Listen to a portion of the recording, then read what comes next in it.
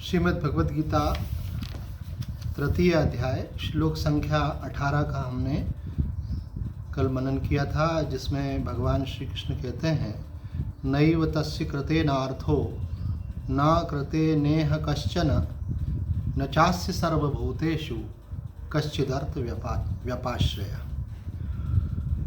उस महापुरुष का इस संसार में न तो कर्म करने से कोई प्रयोजन है और न कर्म न करने से ही कोई प्रयोजन रहता है, तथा संपूर्ण प्राणियों में इनका किंचन मात्र भी स्वार्थ संबंध नहीं रहता। तीन बातें भगवान ने यहाँ कही। किसके लिए कही? जिन्होंने निस्वार्थ और निष्काम जीवन जिया और उस प्रोसेस में उनका धीरे धीरे जो भी उनकी डिजायर्स थी, कामनाएं थी, स्वार्थ भाव था, वो गलित होते होते उनको ये अवस्था प्राप्त हो गई। क्योंकि पिछले श्लोक में ये बात कह दिया था कि उनके लिए कोई कर्म शेष नहीं रहता। अब उन्हीं को ही भगवान विस्तार से बतला रहे हैं। मुझे एक बात याद आ गई।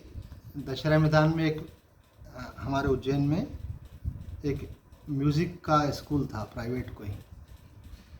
तो मेरा दोस्त जो है मैंडोलिन बजाता था। उस समय मैं बीएससी फाइनल ईयर में था। तो मुझे भी लगा कि मुझे कोई इंस्ट्रूमेंट सीखना चाहिए, क्योंकि उसका म्यूज़िक निकलता तो प्रेरणा होती मुझे। तो मैंने सोचा कि अपन भी कुछ ना कुछ सीखते हैं। तो मैंने वायलिन सीखना चाहा, क्योंकि वायलिन में ऐसा लगता है जैसे एग्जैक्टली जो एक एक शब्द समझ में आता है कि हाँ ये शब्द बोला जा रहा है। अब जब मैं उनके पास पहुंचा सर क्या, तो सर ने मुझे दे दिया कि आप ये ऐसे ऐसे करो तो सा निकलेगा। तो मैं पूरा आधा घंटा बैठा रहा, सा सा रे रे करता रहा। फिर अगले दिन उन्होंने बोला अभी यहाँ ऐसे ऐसे करो, गामा निकलेगा, सारे गामा सारे गामा। तीसरे दिन उन्होंने बोला ऐसे करो, पधा पधा पधा। मैं 10 दिन तक ऐसे सारे गामा करते करते फिर मैं इतना बोर हो गया। मैंने बोला सर मेरे बस का नहीं है, मैं क्षमा चाहूँगा। जो उनकी भेंट राशि थी वो तो मैं पहले ही दे चुका था। तो बोले बैठो बैठो। ऐसे जब सब चले गए, फिर वायलिन पर उन्होंने मुझे एक बहुत ज़ोरदार भजन सुनाया। जानते थे कि इसकी रुचि धर्म की तरफ है। भजन सुनाया, बोले कैसा लगा? मैंने कहा सर इसीलिए तो मैं आया था, पर आप तो वो सासे रे कराते रहते, मैं तो बोर हो जाता हूँ। तो उन्होंने बोला कि क्लासिकल में पहले ये पकड़ना पड़ता है, कहाँ कैसे स्वर निकल रहा है। ऐसे कोशिश करोगे तो हो जाएगा। अभी तुमको हम जल्दी, सबसे सरल राग होता है राग भोपाली, मुझे याद है अभी भी। बोले राग भोपाली तुमको हम जो है 2-4 दिन में ही दे देंगे, अभी बस 2-3 दिन और हिम्मत करो। तो मैं जो डिसकंटिन्यू करने वाला है डिसकंटिन्यू नहीं किया, फिर मैंने वापस से शुरू किया।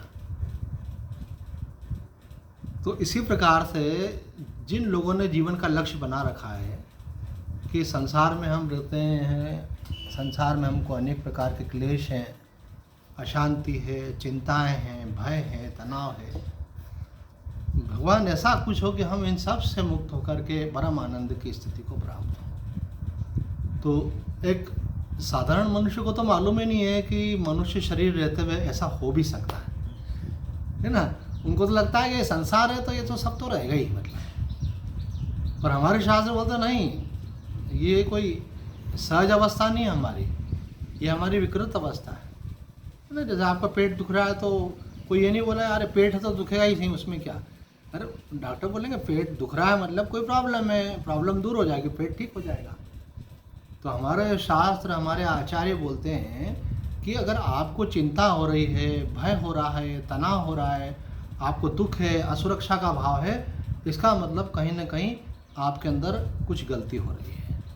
उसको भले आप अज्ञान कहो, भगवत विमुक्ता कहो, अहंकार कहो, देहात्म बोध कहो, जो भी आप कहो, वो कह रहे हैं कि कुछ गड़बड़ी है। अगर वो ठीक हो जाए, अगर राइट ट्रीटमेंट हमारा महापुरुषों के द्वारा, भगवान श्री कृष्ण के द्वारा हो जाए, तो फिर उसके द्वारा तो फिर आप उस परम आनंद की अवस्था में रह सकते हैं। बोले कोई कैसे रह सकता है? प्रकृति के नियम तो काम करेंगे ही, बुढ़ापा भी आएगा, बीमारी भी आएगी, निकटस्थ की मृत्यु भी होगी, बोले सब होगा, पर वो आपको प्रभावित नहीं करेगा। आपका तादात्म्य टूट जाएगा और आप आनंद में रहेंगे। ऐसे तो बोले ये तो हम चाहते हैं। तो आप अगर ये चाहते हैं तो शास्त्र आपको उसका मार्ग बतलाएगा, इस मार्ग से चलो आपको प्राप्ति होगी। तो फिर मन में ये भी आता है, जैसे सर ने बोला 2-3 दिन रुक जाओ और आप गोपाली दे देंगे, तो बोले इसी प्रकार से साधक के मन में भी आता है कि how much time it will take, ऐसा कितना समय लगेगा। और कुछ लोगों को दूसरों को देखकर भी निराशा होती है कि स्वामी जी मैंने तो देखा लोग 20-20 साल से सत्संग में जा रहे हैं, माला घुमा रहे हैं, लेकिन अभी भी उनके अंदर इतना लोभ है, अभी भी उनके अंदर इतनी ईर्ष्या है, तो कुछ होता भी है कि नहीं मालूम भी नहीं पड़ता है। एक साक्षी की मेरे को बात याद आती है, महाकाल मंदिर दर्शन करने जाती है भोलेनाथ की भक्त, तो एक मैंने कहा ये पुजारी जी बहुत अच्छे हैं, जाते हो उनको प्रणाम कर लिया करो, पंडित जी हैं, कोई कर्मकांड करवाना हो तो पूजा पाठ ही कर देते हैं। तो बोला आप तो बोल रहे थे बहुत अच्छे हैं। जब मैंने माथा टेका तो उन्होंने मुझे चने चिरौंजी का प्रसाद दिया, और जैसे मैंने 500 का नोट रखा उन्होंने झोली में से मेरे लिए मिठाई भी निकाली और ड्राई फ्रूट भी निकाला। तो इसका मतलब कि दक्षिणा के हिसाब से प्रसाद बदल जाता है क्या? तो फिर वो भगवान के भक्त कैसे हुए? वो तो उनका तो इम्पोर्टेंस पैसे के प्रति हुआ ना। तो मैंने बोला ये भगवान की माया बड़ी प्रबल है, मनुष्य को भी खुद को भी पकड़ में नहीं आता है। कहाँ कहाँ सूक्ष्म, जो कल चर्चा हम लोग कर रहे थे, सत्संग के बाद में भी चर्चा हो रही थी हम लोगों की, कि सूक्ष्म वासना, सूक्ष्म आसक्ति इतना सरल नहीं होता। और हमने तो दृष्टांत दिया था कल के सत्संग चर्चा में कि अखंडानंद जी महाराज भारत के प्रथम पंथी के विद्वानों में उनकी गिनती। आज ऐसा कोई भारत में नहीं होगा जो वेदांत पढ़ता हो और उनका साहित्य न पढ़ता हो, उनके प्रवचन न सुने हो, उसने उनके बारे में कोई न जानता हो, चाहे वो किसी भी इंस्टीट्यूशन से जुड़ा हुआ हो। लेकिन अगर वो तत्व ज्ञान की चर्चा अगर कोई सुनता है तो भागवत की अगर तात्विक व्याख्या अगर कोई सुनना चाहता तो अखंडानंद जी के तो अद्वितीय है। उन महाराज जी के अपने जीवन का एक्सपीरियंस हमने शेयर किया था कि उनको किसी महात्मा को उन्होंने भागवत सुनाई और उसके बाद उन्होंने महात्मा जी ने कहा आओ हम तुमको प्रसाद देते हैं, और उन्होंने आलिंगन किया महाराज जी का। आलिंगन के बाद 3 सेंटेंस बोले उन्होंने। पहला सेंटेंस बोला कि आज के बाद ये निश्चय रखना, ये समझ रखना कि तुम जन्मने मरने वाले नहीं हो। जन्म किसका होता है? शरीर का। मृत्यु किसकी होती है? शरीर की। दूसरी बात उन महाराज जी ने कही कि तुम आने जाने वाले नहीं हो। आना जाना किसका होता है? शरीर में रहने वाला जो सूक्ष्म शरीर है जिसको हम जीव कहते हैं, वो जीव का ही आना जाना होता है। तो गुरुदेव ने उपदेश किया तुम आने जाने वाले नहीं हो। और तीसरी बात फिर तुम कौन हो? जब ये दोनों तुम नहीं हो, पहले तो नेगेट कर दिया जो माना हुआ था, जहाँ आइडेंटिफिकेशन है तादाद में, जो हम भूल से मान बैठे उसको हटा दिया। अब वास्तव में क्या हो? तो स्वामी जी को उन महाराज जी ने बोला कि तुम नित्य शुद्ध बुद्ध मुक्त सच्चिदानंद स्वरूप आत्मा हो, सदा से मुक्त हो, आनंद स्वरूप हो। तो जैसे उन्होंने बोला एकदम से अंदर की स्थिति बदल गई। जैसे एक एवरेज व्यक्ति की फीलिंग होती है कि मैं बैठा हुआ हूँ, मैं सुन रहा हूँ, देख रहा हूँ, तो इसका मतलब है कि तादात्म्य है सूक्ष्म रूप में शरीर के साथ। उसके बाद जीव से तादात्म्य होता है तो अपने व्यक्तित्व का बोध रहता है कि मैं एक व्यक्ति के रूप में बैठा हूँ। वो लक्षणों से मालूम पड़ता है, कोई आपको अच्छा कहे, कोई बुरा कहे, आप अपने विचार रखो, सामने वाला उसको कैसा रिएक्ट कर रहा है उसके हिसाब से आपके अंदर फीलिंग आती है। तो कहीं ना कहीं आपका जो माइंड से उसके जो आइडेंटिफिकेशन है मन के साथ, बुद्धि के साथ, वो आपके बातचीत में मालूम पड़ जाता है कि कितना गहरा है। जितना ज़्यादा प्रतिक्रियाएं होती हैं उतना ज़्यादा मालूम पड़ता है रिएक्शन कितनी हो रही है। इसलिए एक कोई सांप पड़ा हुआ है, लगता है जिंदा है कि मरा हुआ है, तो एक लकड़ी लाई और यूँ टच करा उसको, जिंदा होगा तो क्या होगा? हिलेगा वो ऐसे। तो ईगो है कि नहीं अंदर? तो चोट करी तो वो जैसे फन उठाता है, जैसे अहंकार भी, समझते क्या हो तुम? क्या बेवकूफ़ समझते हो हमको? बोले नहीं हम कुछ नहीं समझते आपको, हम तो देख रहे थे कि क्या हो। तो वो व्यक्तित्व रहता है। तो वो कहते हैं महाराज जी कि ये भी आप नहीं हो, शरीर भी आप नहीं हो, आप इन दोनों से अलग, आप नित्य शुद्ध बुद्ध मुक्त सच्चिदानंद स्वरूप। अब उनको अनुभूति ऐसी होने लगी कि मैं व्यक्ति नहीं हूँ। व्यक्ति नहीं हूँ का मतलब है कि वहाँ पे ईगोलेस स्थिति हो गई। अब कोई व्यवहार होगा तो वहाँ ये भाव नहीं आएगा कि मैं कर रहा हूँ। करेंगे तो सही, लोगों को दिखेगा कि ये महाराज जी प्रवचन कर रहे हैं, ये महाराज जी भोजन कर रहे हैं, ये महाराज जी व्यवहार कर रहे हैं, पर उनको ये फीलिंग नहीं आएगी कि मैं कर रहा हूँ। ये ज्ञानी की स्थिति है। क्योंकि ये जो करता होता है ना, यही भोक्ता बन जाता है। फिर वही ईगो है, करने के समय कर्ता बन जाता है और भोगने के समय फिर भोक्ता बन जाता है। भोक्ता बनने में क्या होता है कि अनुकूल परिस्थिति हुई तो हर्ष होगा, वो प्रतिकूल हुई तो शोक हो जाएगा ऐसे। और जो कुछ आसपास है उसके सबके प्रति पोजेशन का सेंस होता है। वस्तुओं का तो ठीक है। एक व्यक्ति मुझसे बोल रहा था कि व्यक्ति को क्यों पोजेस करने लगता है, उसका तो अपना खुद का स्वतंत्र अहम है, उसका व्यक्तित्व है, उसकी अपनी लाइफ है, इंडिपेंडेंसी है, उसकी अपनी आइडेंटिटी है। उनका होता है ऐसा, आदमी प्रेम के नाम पे दूसरे पे कब्जा करने लगता है। बोले हम आपको बहुत प्रेम करते हैं, आप हमारे साथ ही रहो, इधर उधर नहीं हिलोगे। बोले हम आपको जाने नहीं देंगे कहीं पे, हमारे अनुसार चलो, क्योंकि हम तो सब समझते हैं और आप कुछ भी समझते नहीं हो। तो ये ये जो पति पत्नी को पजेस करता है, पत्नी पति को पजेस करती है, माँ बाप बच्चों को करते हैं, और कई बार बच्चे भी माँ बाप को जैसे फिर बड़े होने लगते हैं ना, उसके बाद फिर वो पजेस करने लगते हैं। तो नहीं आपको ये नहीं करना, आपको ये करना। अरे बेटा एक समय मैं तेरे को समझा दूँ, वो ठीक है बाबा, वो भूल जाओ सब, अभी मैं बता रहा हूँ ना, ये आपके लिए ठीक नहीं, आपको नहीं करना। अब जवानी उनकी है, दिन उनके कमा हो रहे हैं, अपन रिटायर हो गए मानो, तो बोले बस अब आप जो है मनमाना करोगे, फिर परेशान खुद हो गए, फिर हमको भी परेशान करो, ऐसा। ठीक है, तो ये ईगो ही है, यही कर्ता बनता है, यही भोक्ता बनता है, यही स्वामी बनता है, और यही जो है दुख का मूल कारण है।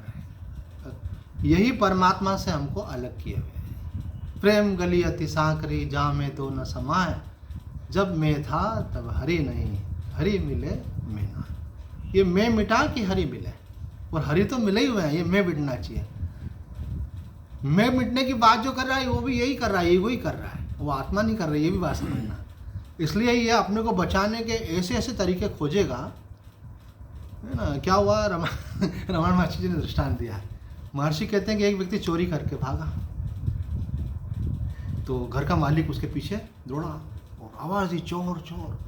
अब उसने जिस हिसाब से चिल्लाया जोर जोर से, तो उसको लगा अब लोग निकल के आएंगे, मुझे पकड़ लेंगे। तो कुछ लोगों ने झाँक के भी देखा, कुछ लोगों ने बोला भैया कौन लफड़े में पड़े, देखा लेकिन आए नहीं। उन्होंने कहा कोई ना कोई तो निकल के पीछे पड़ेगा मेरे। तो उसको एक ट्रिक आई, उसने अपने आगे उंगली कर दी और कहा चोर चोर चोर। तो ऐसा लगा कि ये दोनों ही किसी तीसरे चोर के पीछे दौड़ रहे। चोर ने भी आगे उंगली कर दी। अब लोग निकल के आए तो सोचे यार वो चोर तो दिख ही नहीं रहा, ये दोनों चोर को पकड़ने में लगे मैं ऐसे। तो ये ऐसा ही हमारे साथ भी होता है कि जब हम ईगो को डिस्ट्रॉय करने जाते हैं ना, तो ईगो भी ऐसे ही करता हो, ईगो ईगो। ये अपन जो बातें कर रहे हैं ईगो को मारने की, बोले ईगो को मारना है, बोले कौन बोल रहा है, ईगो ही बोला। तो ये ऐसे ऐसे टेक्निक्स ढूंढेगा कि इसीलिए गुरु की जरूरत होती है कि आदमी ये कहीं ना कहीं अपने को प्रोटेक्ट करके बैठ जाता है। कहीं साधु बन के बैठ जाएगा, कहीं साधक बन के बैठ जाएगा, कहीं दास बन के बैठ जाएगा, कहीं सेवक बन के बैठ जाएगा, लेकिन मैं को छोड़ना नहीं चाहता हूँ, अपने आप को परमात्मा में मर्ज नहीं करना चाहता है। तो भगवान श्री कृष्ण यहाँ कह रहे हैं, भगवान श्री कृष्ण यहाँ कह रहे हैं कि ज्ञानी की स्थिति कैसी है उसको हमको समझना है। इस ज्ञानी का संसार में न तो कुछ करने से प्रयोजन है और न कुछ न करने से प्रयोजन है। करने से प्रयोजन किसका रहता है हम चर्चा कर चुके हैं। करने से प्रयोजन मैंने तो देखा कि जैसे कढ़ाई में मैं जैसे डॉक्टर साहब ने बोला भाई ज़्यादा तेल नहीं खाना, तो बाज़ार का नमकीन नहीं लेते, तो कढ़ाई में हम क्या करते हैं चने पर मत सेक लेते हैं ऐसे। तो उसको गैस को सिम पे करके जितनी देर तक उसको उल्टो पलटो उतना उसका टेस्ट बढ़ता है, क्योंकि वो अच्छा सीखता है। और फटाफट उतार दिया अपन ने तेज़ आंच पे करके वही बन गया तो वो स्वाद नहीं आता। मैंने ये देखा है कि श्लोक के साथ भी ऐसे ही होता है। श्लोक पढ़ो, उसका अर्थ पढ़ो, उसकी व्याख्या करो, आगे निकल जाओ, बात अलग हो जाती है। और जैसे कोमछा लेकर के उसको उल्टा पलटा करते हैं ना, ऐसे श्लोक को फिर बोलो, फिर बोलो फिर बोलो, आप देखो उसमें से ऐसी ऐसी चीज़ें निकल करके आएंगी। ये विशेषता है, ये मेरा अनुभव है कि बोले एक बार फिर से वही बात करते हैं। हमारा सबसे लाडला साधक जो है, सबसे छोटा वाला जो है वो सोहम है ना। तो सोहम के साथ हमारी ऐसी दोस्ती थी कि पहले, अब तो बड़ा हो गया थोड़ा, ज़्यादा छोटा था तो वो आता तो हम उसके लिए सीडी लेके आते, किसकी, कोई माता जी की, कभी हनुमान जी की, कभी गणेश जी की, कार्टून फिल्म वाली। तो फिर उसको जब उसके घर से लेके आते, जब उसकी मैया उज्जैन आ जाती तो उसको हम लेके आते अपने साथ, अपने दोस्त को। तो वो आने के बाद क्या बोलता, जय जय वो माता रानी वाली चलाओ फिर से ऐसे। तो मैं सोचता यार ये मेरे को तो कोई प्रॉब्लम ही नहीं हो रही है, नहीं तो रोज़ नई नई लाना हो तो सोचूं कहाँ से लाऊं, कौन सी लाऊं। ये तो एक माता रानी वाली 8 बार देख ली उसने, और उसको उतना ही एंजॉय करता ऐसे। आप कर सकते हैं कि हमारा एक ही प्रवचन बार बार एंजॉय। बोला स्वामी जी आप कुछ अगला बताओ ना। अरे अगला नहीं, अभी देखो इसमें से कुछ नया निकल के आएगा। अरे ठीक है, अगले श्लोक में से अगला निकाल देना। अरे भगवान की वाणी है, ये नित्य नाम है, आप देखो तो सही, बहुत मजा आएगा आपको। मैंने तो खुद आजमा कर देखा है कि अगर 8 सप्ताह तक एक श्लोक पे प्रवचन करो तो हर बार वही बात आप बोलते बोलते उसमें से कोई नई बात निकल आएगी। और कई बार इतनी सीक्रेट बातें निकल के आती है, लगता है ऐसा बड़ा रहस्य छुपा हुआ था इसके अंदर। चलो फिर भी हम आपका ही सम्मान करते हैं, अगले पे बढ़ते हैं। तो भगवान श्री कह रहे हैं नैव तस्य कृतेन अर्थो, उसको कुछ करने से प्रयोजन नहीं, करने का प्रयोजन उसका रहता है जिसको कुछ चाहिए, जिस कुछ पाना है उसको कुछ करना, जो पाना नहीं है तो करने की बात भी नहीं आती।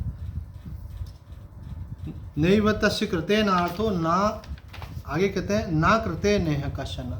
तो बोला अब जब कोई प्रयोजन नहीं है तो शांति से बैठो भैया। तो कोई बोले ये महात्मा जी जो है शांति से बैठ नहीं सकते, क्या प्रवचन क्यों करते हैं? तो बोले भैया ये लोक कल्याण के लिए करते हैं। तो बोले जिसको जिज्ञासा नहीं है उनको पकड़ पकड़ के बिठाते हैं, सुनाते हैं, अपनी तरफ से प्रयास करते हैं। जैसे हम भी तो मैसेज भेज रहे हैं, फिर वीडियो भेज रहे हैं और ये सब भेज रहे हैं। तो बोले ये क्या क्या ज़रूरत है, जिसको कल्याण करवाना होगा खुद आ जाएगा। आप क्यों पीछे पड़ रहे हो उनके? तो बोले ये स्वभाव रहता है कि व्यक्ति को जब जिस चीज़ में आनंद का अनुभव होता है ना, तो वो देखता है यार इस आनंद की शेयरिंग किसके साथ कर सकते हैं। तो जो थोड़े भी इंटरेस्टेड लोग होंगे उन्हीं को, सारी दुनिया को तो भेजता नहीं व्यक्ति, उन्हीं को भेजता है। तो बोले वो ज्ञानी जो होता है ये उसकी करुणा होती है। इस विषय में एक कथा है कि भगवान बुद्ध के विषय में कथा है, एक महात्मा जी ने सुनाई कि भगवान बुद्ध को जब बोधि वृक्ष के नीचे बैठे थे और उनको आत्म तत्व का साक्षात्कार हुआ, निर्वाण हो गया। अज्ञान से, अहंकार से, निर्वाण का मतलब होता है बुझ जाना, मतलब अहंकार बुझ गया। सेंस ऑफ आई जो एज ए इंडिविजुअल था वो डिसअपियर हो गया, परमानंद है वहाँ पे। तो कबीर साहब जी का भी एक दोहा है, हीरा पायो गांठ गठियायो, बार बार वाको क्यों खोले, मन मस्त हुआ तो क्यों बोले। बोले बोलने का कोई प्रयोजन नहीं। तो भगवान बुद्ध ने मौन ले लिया। जो देवी शक्तियाँ होती हैं वो चाहते हैं कि लोक कल्याण, उनका संकल्प है, ये भगवान का संकल्प है। जैसे माता पिता संतान को उत्पन्न करते हैं तो वो चाहते हैं कि वो सुखी हों, सुरक्षित हों। तो वो भगवत शक्ति चाहती है, देवी शक्तियाँ चाहती हैं, दिव्य महापुरुष जो वायुमंडल में वो सब चाहते हैं। ये धीरे धीरे साधना में, अरे अनुभव करना है तो ये दुनिया का अनुभव क्या करते हो आप, एक बार साधना में प्रवेश करो, इसमें अनुभव करने के लिए भी बहुत कुछ है। ऐसे हमारे मित्र आते हैं, उनके बड़ा इंटरेस्ट है, उनको अनुभूतियाँ होती हैं इस प्रकार की। एक हमारे कॉलोनी में रहते हैं, वो भी योगी हैं, उनको भी मालूम पड़ता है, बोले कौन सी शक्तियाँ निकल करके जाती हैं, कब जाती हैं, कौन कौन सी जा रही हैं, क्योंकि उनके पास वो विज़न खुला हुआ है। पर जो लगेगा इस तरफ, जो जिस क्षेत्र में लगेगा उसको उसका अनुभव होगा। हमारे लिए तो 1.5 घंटा सुबह शाम देना ही भारी पड़ रहा है। हम तो 15 मिनट आधे घंटे में इसको निपटाते हैं और 23 घंटे संसार में ही लगे। वो हमको कम नहीं पड़ रहा है और शार्ट पड़ रहा है, और ये हमको ज़्यादा लगता कब तक कितना, है ना। एक बच्ची ध्यान में बैठ जाती थी, उसको बैठना रहता था आधा घंटा, पर उसको अच्छा लगने लगता तो आधे की जगह 1 घंटा बैठ गई। उसकी माँ उसको आके हिलाती, कब तक कोई अपन को साधु संत बनना है क्या, कब तक, उठो उठो, है ना। संसार का काम कोई कितनी देर भी करे मना नहीं, लेकिन धर्म और आध्यात्म में आदमी लगता कब तक कितना, ऐसे। जबकि आखिर में साथ में यही जाने वाला है, अंत में काम यही आने वाला है। और अंत तो दूर रहा, ये बीच में भी जो लोग बहुत ज़्यादा तनाव, चिंता, भय में रहते हैं ना, अगर ठीक से भगवान की तरफ जुड़ जाए, आध्यात्म की तरफ जुड़ जाए, तो उनके जीवन में शांति आ जाएगी, रस आ जाएगा। और इतना ही नहीं, केवल मन में आ जाएगा, मैं तो अपने अनुभव के आधार पर बोल रहा हूँ कि आपके जीवन में सुगमता आ जाती है, अपने आप सहजता आ जाती है, आपके काम भी अपने आप बनने लगते हैं, जो चीज़ें आपके प्रयास से नहीं हो सकती थी वो भी होने लगती हैं। ऐसे आप एक जो है, आप उस ग्रेस के अंदर आ जाते हो कि जो भी आपके आसपास आएगा उसकी फीलिंग आपके साथ बदलने लगेगी। तो ये लोग भी बन जाता है और परलोक भी बनता है। लेकिन लोगों को लगता है कि भैया हमको संसार बना के चलना है, और थोड़ा सा जैसे किसी को अपन दान दे देते ना, भैया एक रोटी दान ये भी देना, तो थोड़ा सा भगवान के नाम पे बैठ जाओ, भगवान के नाम पे 11 माला जप कर लो, ऐसे बस हो गया। ठीक है, धीरे धीरे शुरुआत ऐसे ही होती है। तो भगवान कह रहे हैं यहाँ पे, वो जो करता है उसका अपना कोई प्रयोजन नहीं है, प्रकृति करवा रही है उससे, स्वभाव करवा रहा है उससे, भगवान का वो यंत्र है, भगवान करा रही है, क्योंकि अब उसका अपना कोई प्रयोजन नहीं है तो वो भगवान का यंत्र बन जाता है। ना करते न है कश्चना, तो करने नहीं करने दोनों से उसकी मुक्ति हो गई। कारण क्या है कि न चास्य सर्वभूतेषु कश्चिद अर्थ व्यपाश्रय, उसका संसार में किसी से कोई स्वार्थ का संबंध नहीं रहता है। देखो, स्वार्थ तब होता है जब आप शरीर में बैठो, तो शरीर के लिए सुख चाहिए, सुविधा चाहिए, सुरक्षा चाहिए, सम्मान चाहिए, सब कुछ चाहिए उसके लिए, क्या नहीं चाहिए। और जब आप बैठ गए आत्मा में, तो बोले स्वामी जी इतना इजी होता ना तो मैं उठ के बैठ जाता आत्मा में। तो बोले आप सीट छोड़ने को तैयार कहाँ हो? आत्मा में बैठना कोई अलग से, कोई अलग इफर्ट कुछ भी नहीं करना पड़ेगा। आत्मा में तो हम बैठे ही हुए हैं, चेतना तो हमारा स्वरूप ही है, पर जो हम जहाँ बैठे हैं वहाँ से उठने को तो तैयार हो। तो बोले हम तो तैयार हैं ना स्वामी जी।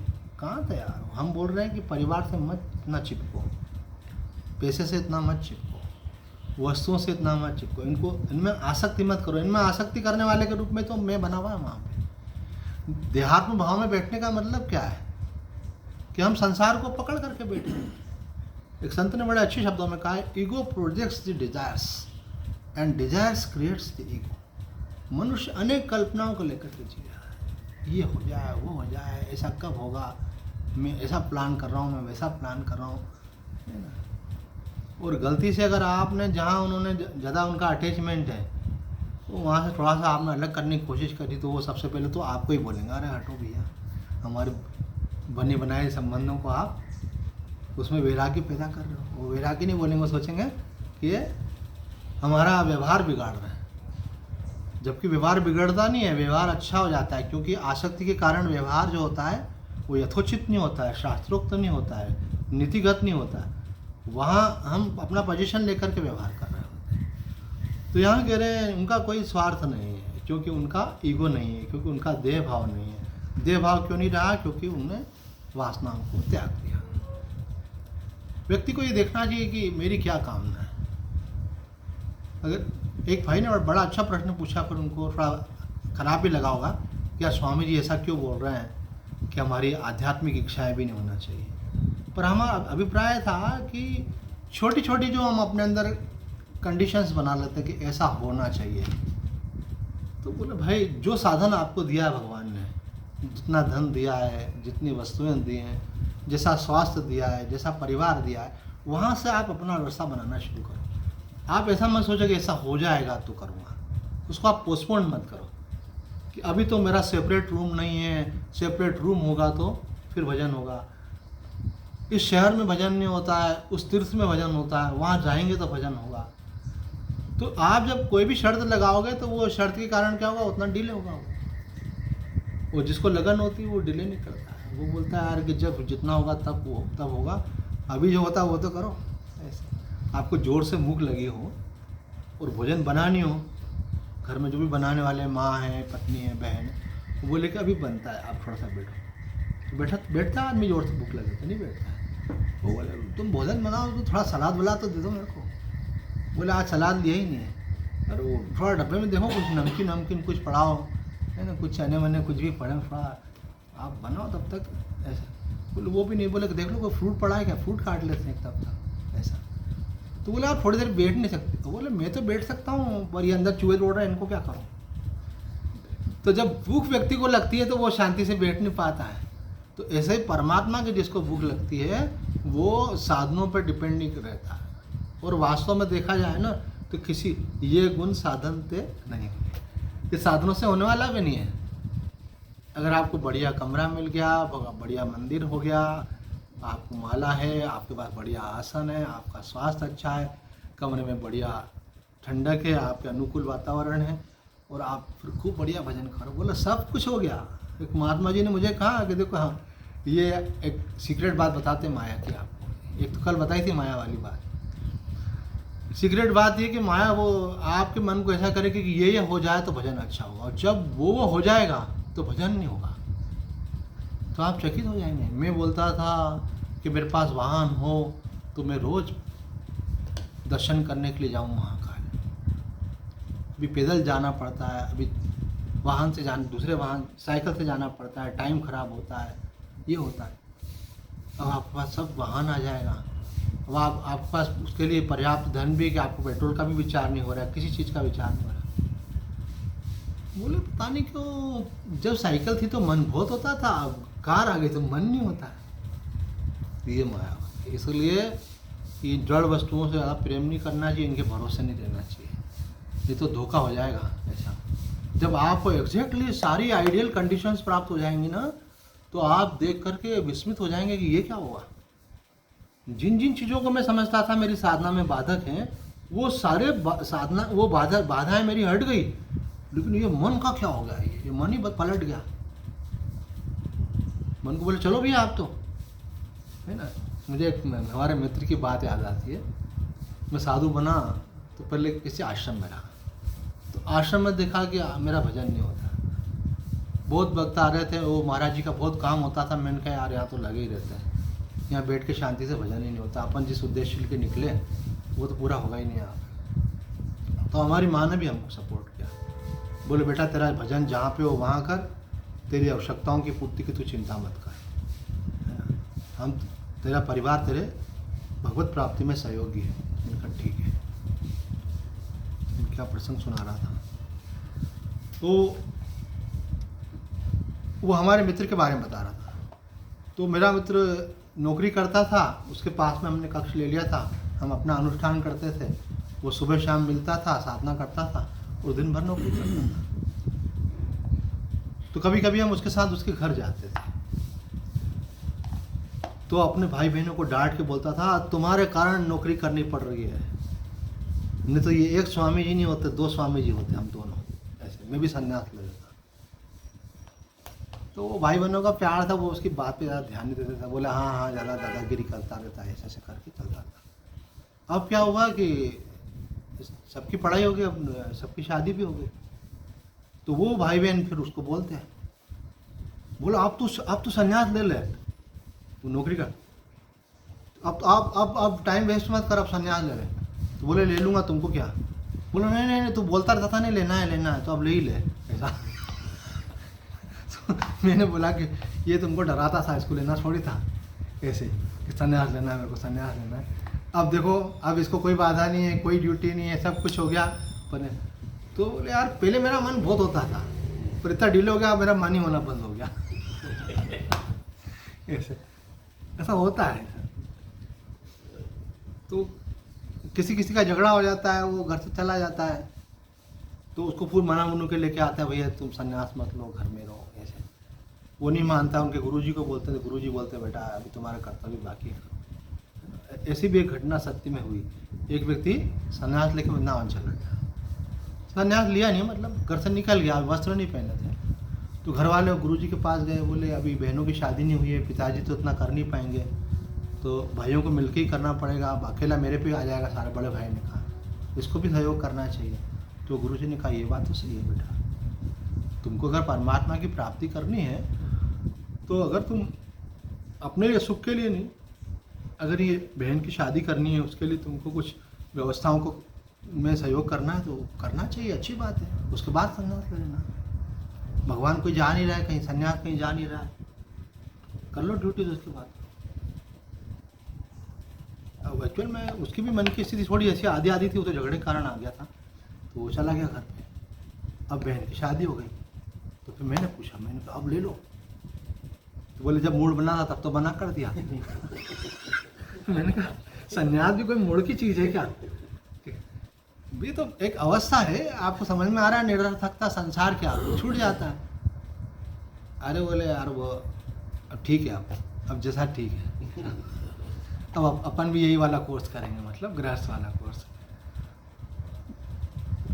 चलो विषय पे आते हैं, हमको भी मज़ा आ जाता है कभी बातों में आपके साथ। तो वहाँ बोलते हैं कि ये 3 बातें हैं कि उसका कहीं पर भी स्वार्थ का संबंध नहीं है। ये कैसे प्राप्त होगा, इसलिए भगवान यहाँ पे निर्देश दे रहे हैं।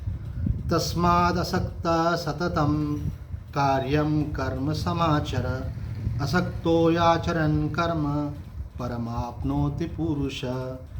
इसलिए तू निरंतर आसक्ति रहित होकर कर्तव्य कर्म का भली प्रकार आचरण कर। अब कर्तव्य कर्म का एक बहन जी ने मैं इंटरप्रिटेशन भेजा था, अपने घर के काम करो, ये भी भगवान की भक्ति है। मैंने बोला बिल्कुल भी नहीं है, यहाँ तो तुम्हारा मोह का संबंध है, ये भक्ति कैसे हो सकती है?